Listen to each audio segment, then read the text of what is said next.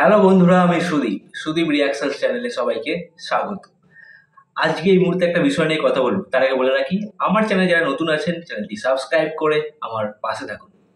আজকে যে বিষয়টা নিয়ে এখন কথা বলবো সেটি হলো দেবদাকে নিয়ে।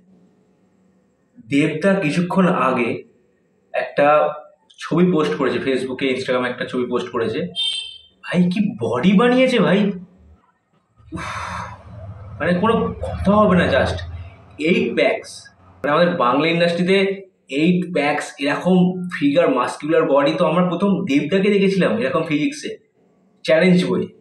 তারপরে যোদ্ধা, তারপরে এই রঘু ডাকাতে দেখলাম। মানে জাস্ট কোনো কথা হবে না, কি লাগছে।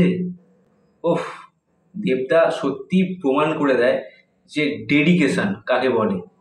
যখন যেরকম প্রয়োজনে যেরকম চরিত্র পেয়েছে তখন সেরকমভাবে নিজেকে ভেঙেছে। একটা সময় মানুষকে ট্রোল করা হতো যে অভিনয় জানতো না, তাই না, এরকম বলা হতো, কিন্তু প্রমাণ তো করেছে যে মানুষটা অভিনয়ও জানে, অভিনয় করতে পারে। নাহলে ভেবে দেখুন, এই যে এত বছর ইন্ডাস্ট্রিতে আছে, অভিনয় না জানলে কি শুধু থাকা যায়? তাই নয় কি? দেবদা প্রমাণ করতে জানে। মানুষটা মুখে বলে কম, কাজে করে বেশি। এটা হচ্ছে দেবদা। দারুণ, জাস্ট কোনো কথা হবে না। জাস্ট ছবিটা দেখলাম, ঠিক আছে, আমি দেখাচ্ছি একবার আমার ফোনে ছবিটা। এই যে দেখতে পাচ্ছ ছবিটা, তোমরা দেখতে পাচ্ছ? দেখো ভালো, কি লাগছে। হ্যাঁ, ওই বডি, 8 প্যাক্স, উফ, কোনো কথা হবে না। মানুষটা সত্যি নিজেকে ভাঙতে জানে, গড়তে জানে। তো এই হচ্ছে অভিনেতার কাজ, নিজেকে ভাঙা এবং গড়া। তো দারুণ, এরকম ডেডিকেশন কিন্তু খুব কমই আছে বাংলা ইন্ডাস্ট্রিতে। মানে এরকম ফিজিক্স, এত মানে নিজেকে খাটায় দেবদা, এরকম কিন্তু সত্যি অনেকে পারে না। এটা কিন্তু আমাদেরকে মেনে নিতে হবে। অঙ্কুশদা কিছুদিন আগে একটা এরকম পোস্ট করেছিল, হয়তো ওটা রক্তবীজ 2 এর জন্য, মানে জিমে দাঁড়িয়ে একটা ছবি ছেড়েছিল। তো অঙ্কুশদের মধ্যে একটা ডেডিকেশন কিন্তু কাজ করে, আমরা জানি অঙ্কুশদের মধ্যে একটা ডেডিকেশন আছে। দেবদার কথা যদি বলি, দেবদা যেরকম প্রমোশন করে, ওরকম প্রমোশন কিন্তু বাংলায় কেউ করেনি আগে। দেবদাই প্রথম প্রমোশন এইভাবে স্টার্ট করেছিল।